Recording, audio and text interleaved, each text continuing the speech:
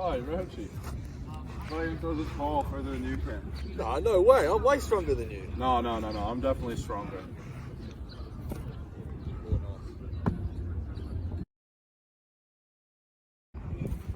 Alright, let's see you throw, Roach.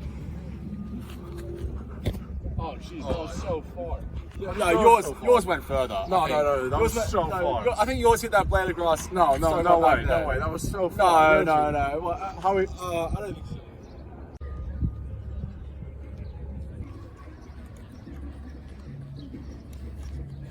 Do your friends ever argue about how far they can throw a football? Because mine do. Introducing the smart football. A football that tells you exactly how far you've thrown it. Let's see how it works. Okay, so here's the case that we had inside the football. First you can see is this wire, 6 inches long, acting as the antenna, which transmits the 433 megahertz signal from this Adafruit Feather M0, which is a LoRa radio transmitter. And then we've also got a GPS backup battery and the IMU, as well as this main battery, which is powering the whole circuit.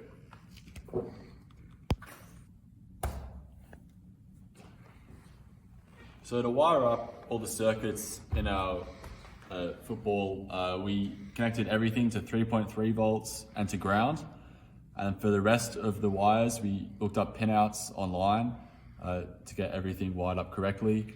And this here is the main component of our circuit. It's an LSM IMU, which is a 6-axis IMU, which measures acceleration in the X, Y, and Z direction, as well as rotation in the X, Y, and Z direction.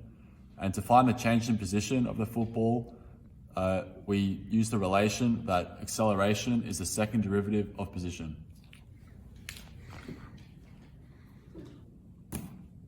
So another important component of our football is this ultimate GPS breakout board. So this GPS breakout board connects to satellites and gives a position of our football.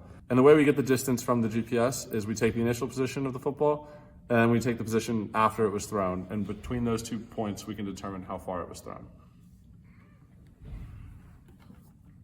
Okay, let's do a little demo.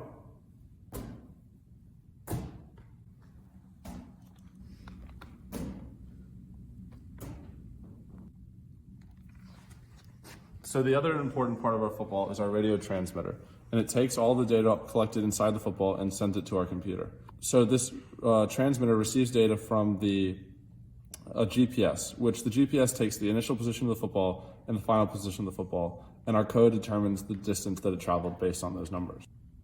So the other important part of our circuit is this IMU. So to determine how far the football went with this IMU, we first determine if the ball is being thrown. Now we know that the IMU is very sensitive, so it picks up gravity as well as noise in other directions. So we take the ultimate magnitude of the acceleration just without anything going on. And we know that number is around 10 meters per second squared. So then we set a threshold value of 13 meters per second squared in our code, so that when the magnitude of all the accelerations together is greater than 13 meters per second, our code triggers and the ball knows it's been thrown. Now, we also record the direction it's been thrown based on the x-axis, because when the football is spinning, the x-axis remains the same. Now we wait until we get an x-axis value that's the opposite of our original value, telling us that the ball has landed. Now, when the ball has landed, this thing, when it knows it's been thrown, it starts a timer. And then every magnitude greater than the threshold value after that adds to initial velocity that starts at 0. So eventually we get the final velocity of the football just by taking the acceleration value and multiplying it by the time over which the measurement is taken. And then we add that to our velocity value every time an acceleration greater than our threshold value is found. We take the data from the IMU and calculate the distance from the IMU as well as the GPS. We use the transceiver to send all of our data, so our 2 distances, to this receiver here. This receiver is connected to an Arduino Uno, which is then connected to our computer. So anytime this thing moves, we receive a new value, like that one, which that isn't really correct, but we get the data through here. Now we can really figure out who threw it the furthest.